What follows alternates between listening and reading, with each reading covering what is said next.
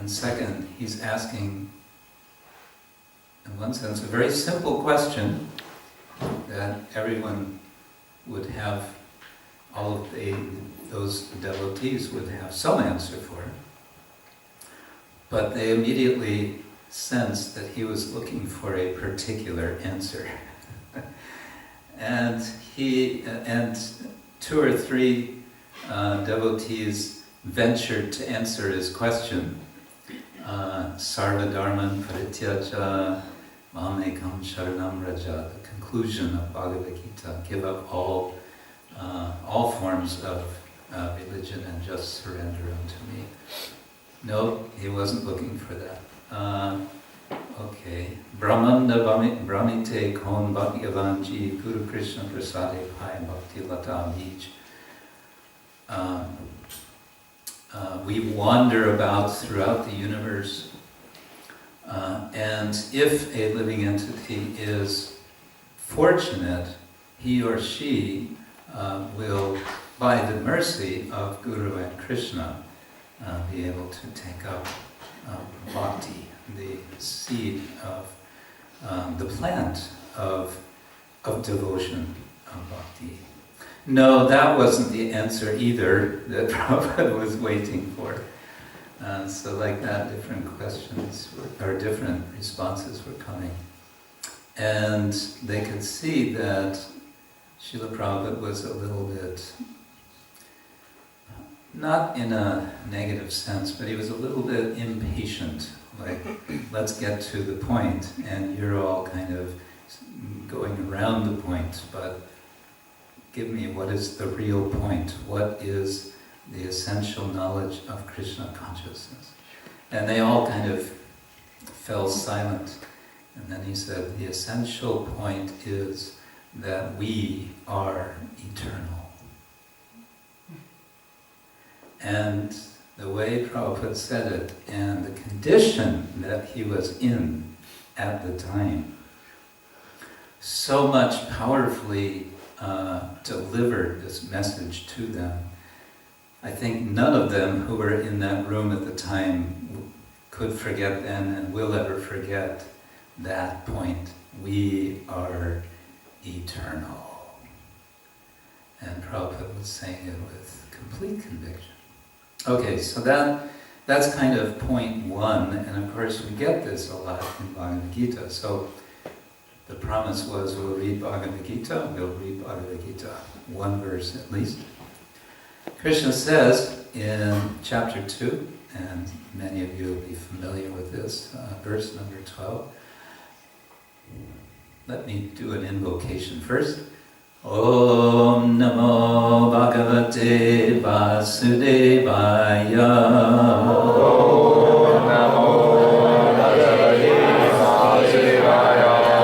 Om Namo Bhagavate Vasudevaya. Om Namo Bhagavate Vasudevaya. Om Namo Bhagavate Vasudevaya.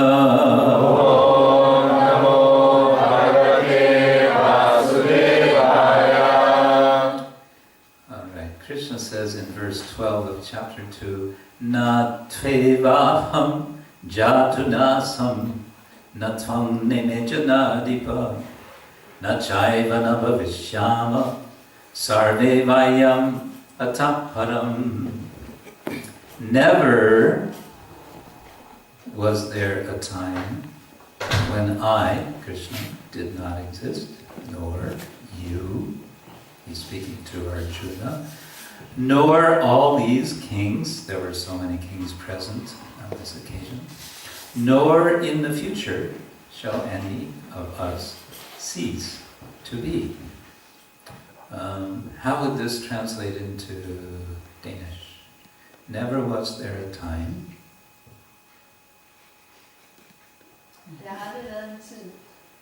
Okay. When I did not exist. Nor you, nor all these kings, nor in the future Shall any of us cease to be? Good, thank you. Interesting language, Danish. Interesting also that the same idea can be communicated in different languages. If you think about it, that's kind of an amazing thing. But that's a different subject. Okay, let me read part of what Srila Prabhupada writes in regard to this simple point. He's obviously saying that we, all of us, are eternal just as He, Krishna, the Supreme Bhagavan, is eternal. Prabhupada says, in the Vedas, in the Katha Upanishad, as well as in the Shvetashvatara Upanishad, it is said that the Supreme Personality of Godhead is the maintainer of innumerable living entities in terms of their different situations, according to individual work and reaction of work. That Supreme Personality of Godhead is also, by His plenary portions, alive in the heart of every living entity.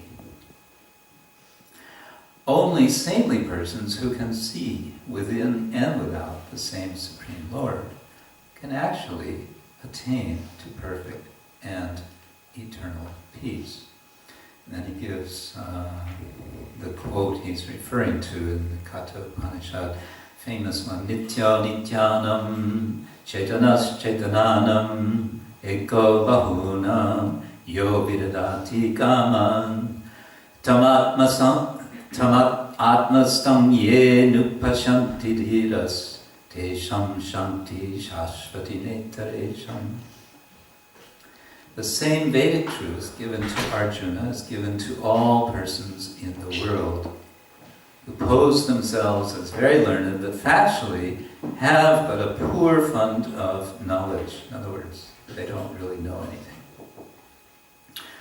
The Lord says clearly that He Himself, Arjuna, and all the kings who are assembled on the battlefield are eternally individual beings, and that the Lord is eternally the maintainer of the individual living entities, both in their condition and in their liberated situations.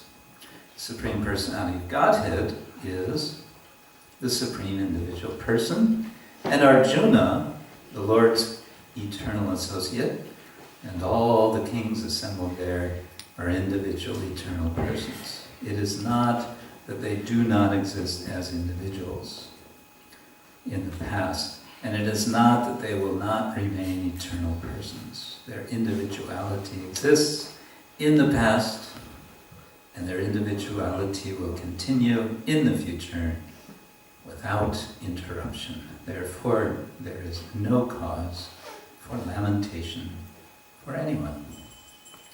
All right, Prabhupada says more, but I want to pitch in something here.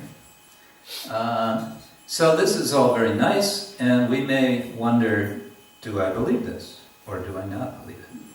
Or do I sometimes believe it and sometimes not? How do I feel, depending on the time of day or the day of the week, whether I believe this or not? The second point that Satchidananda Swami was making in this other lecture on Sunday was that having heard that we are eternal, what do we do about it? And what he was suggesting is then it's a reasonable thing to do is to cultivate one's belief in that truth, in that reality. He didn't elaborate very much on how one might do that, except to say one can read and hear these Vedic literatures, such as Bhagavad-gita. And by hearing, by reading, one can, of course, reflect on what they're saying. And then one may, one's faith, one's belief may become strengthened, something like the exercise of muscles. If you go to the the gym, what do they call it? Fitness. Fitness center, yeah. Some of you go to fitness center for exercise.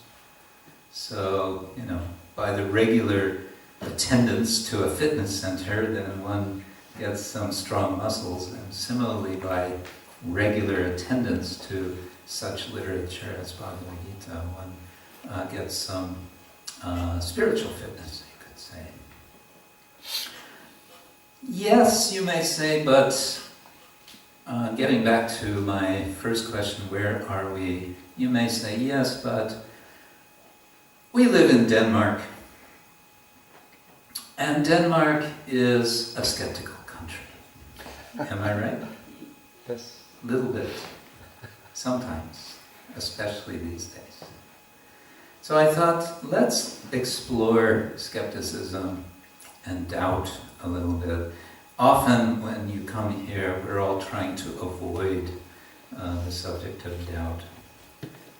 We don't want to doubt something because doubts are compared to demons.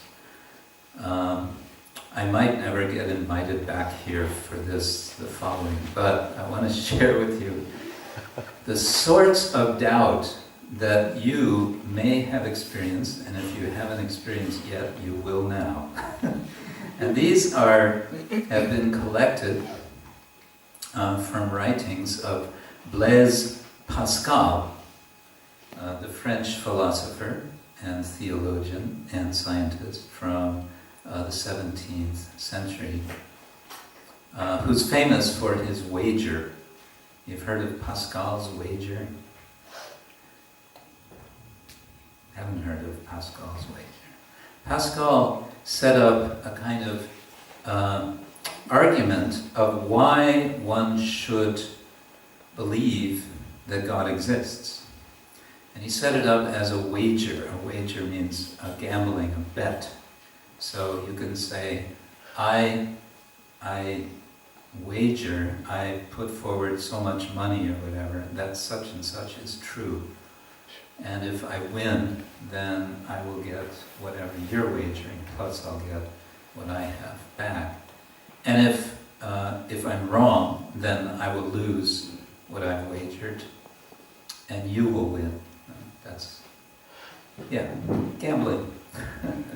So he says, with regard to whether or not God exists, he says, if you really come down to it, our power of reasoning can never decide this. You can never decide whether or not there is God just by our reasoning power. And so he suggests that with our reasoning, one thing we can do is act as if God exists. And if it turns out that we were right, and his kind of assumption is that we'll find out after death, presumably, then we win eternal life. Whereas, if we wager that God doesn't exist, then we lose in all respects. We've lost everything. If we are wrong that God does not exist, but we wager that God exists, we haven't lost anything. Okay, God doesn't exist. No problem. Anyway, that's kind of a footnote to a little series I put together, the notes here. First of all, Pascal suggests there can be uncertainty in all. And then he elaborates, this is what I see, and it's what troubles me. I look on all sides, and everywhere I see nothing but obscurity. You know what is obscurity? Darkness. Well, unclarity. Yeah. The opposite of clarity, obscurity. Nature offers me nothing that is not a matter of doubt and disquiet. When I look around, I'm doubtful of everything, he says. on top of that, he suggests, there is bound to be some uncertainty about our purpose as human beings. Have you ever felt like that? What is our purpose? What is my purpose? He says, for after all, what is man or woman? What is human being in nature? A nothing in relation to infinity. All in relation to nothing. A central point between nothing and all. And infinity far from understanding either. Interesting way of describing ourselves. We're somewhere between finitude, between finiteness, between nothingness and between infinity. And we don't seem to have a connection with either one. Well, it gets worse. It gets worse before it gets better. Hold on to your seats. Then there's uncertainty in reason. Because someone may say, well, at least we have our power of reasoning. No, he says, there is nothing so conformable, so you can put in line with, to reason as the disavowal of reason. Okay, I need to translate that. That means there's nothing more reasonable than to doubt reason, the power of reason. It's a very reasonable thing to be doubtful of the power of our reasoning. I think we can agree with that. Well, and he says because of that, and he's speaking already in the 17th century when what now has become called science, in his day was called natural philosophy. But his uncertainty in science, he explains, there no doubt exists natural laws. Okay, there's law of gravity, there's the electromagnetic mechanics and so on. But once this fine reason of ours was corrupted, it corrupted everything. You know the word corrupted? Corruption. So when our fine reason was corrupted, then our science also became corrupted. We can't be sure of anything that we examine with regard to natural laws. Okay, then someone may say, well, then let's fall back on religion. He says, no, there's uncertainty also in religion.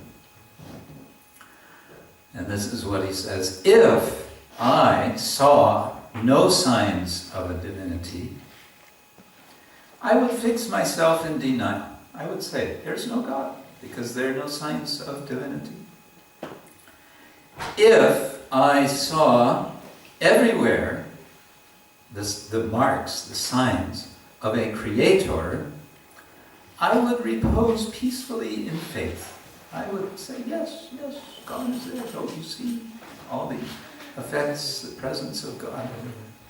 But seeing too much to deny him and too little to assure me, I am in a pitiful state. And I would wish 100 times that if a God sustains nature, it would reveal him without ambiguity. Have you ever felt like that? If only God would reveal himself unambiguously. You know this word? Ambiguous means maybe this, maybe that, not quite sure, maybe some double meaning. What's the Danish word for unambiguous? There's no unambiguous word for unambiguous in Danish.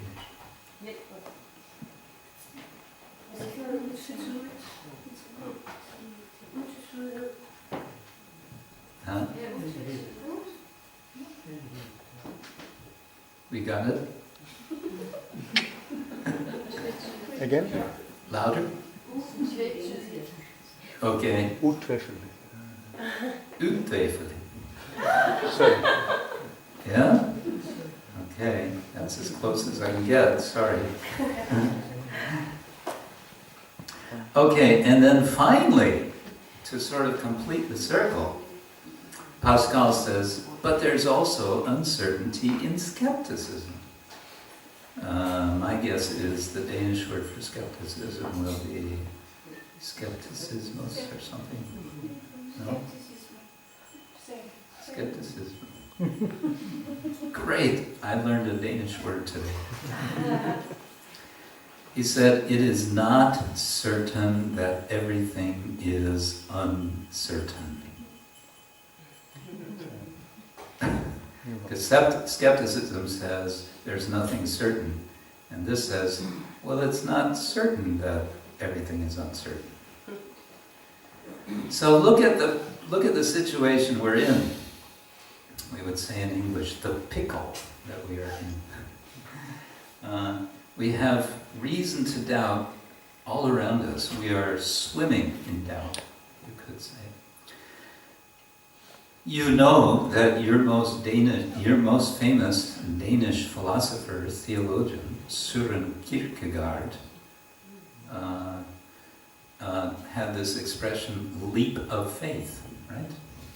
He was saying that faith has to be a kind of leap, not based on a step-by-step reasoning process. It rather comes as a result of a readiness. Well, he's considered one of the founders of what later is called existentialism. But he says faith has to be based on a kind of leap. You have to jump to a conclusion, I believe. Anyway, back to our point that the claim is being made by Krishna that we are eternal. Now, that's on one level reassuring, and on another it could be frightening. But if we take that as a hypothesis, maybe I'm eternal, then the next question is, what do we do with it?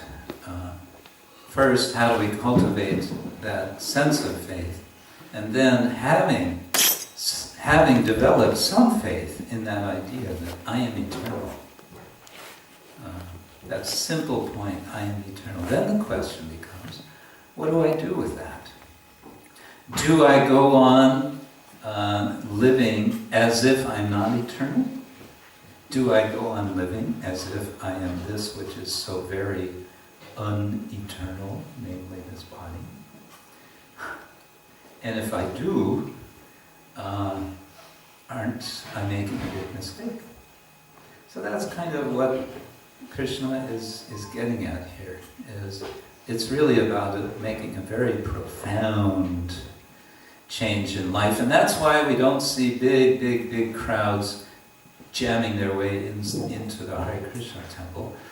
You're a very select group because most people don't really want to even begin to think about this issue of who am I and where am I and when am I. Okay, I want to end with, we have about 1 minute, at least the beginning of a very nice song from Bhaktivinoda Thakur within his song collection of Sharanagati. Sharanagati means surrender, right? And he has many songs in this book developing this idea in a very systematic way. And then he has subcategories, and one of these is Atmanivedana, giving oneself completely, because that's really what it's about. If I'm going to act as eternal being, then it really is about giving myself to the supreme eternal. So he puts it like this: Amarami tonata nara rohinu ar Akkana hoino ami kebala tomar. I no longer consider even myself to be mine, O Lord. Now I have become exclusively yours. Ami shabdik dahi jiva ahanta charilo adiyabhimana aji hridaye pashilo. The soul inhabiting this mortal body has given up the false ego attached to the word I. For today, the spiritual sense of being yours has entered my heart. Amar sarvashva deho geho anuchar bhai bandhu dana sutta drabya dvara gar. This one's good. All my possessions, and now he lists possessions. Body, home, servants. Nowadays, we don't usually have servants. Bhaktivinoda Thakur had servants. Brothers, friends, wife, sons, personal belongings, fencing around the house, and gateways. All of these things are now yours. For I have become your servant. I am but a mere occupant in your house. So this answers the question all at one time, who we are, we're a servant, where we are, we're in the house of the Lord, even if we're not physically here, the whole world becomes the house of the Lord. And when are we? We are in the present moment serving Shishi Gornita Ki. Thank you all very much. Ananta Koti Vaishnavinda Ki. Hare Krishna.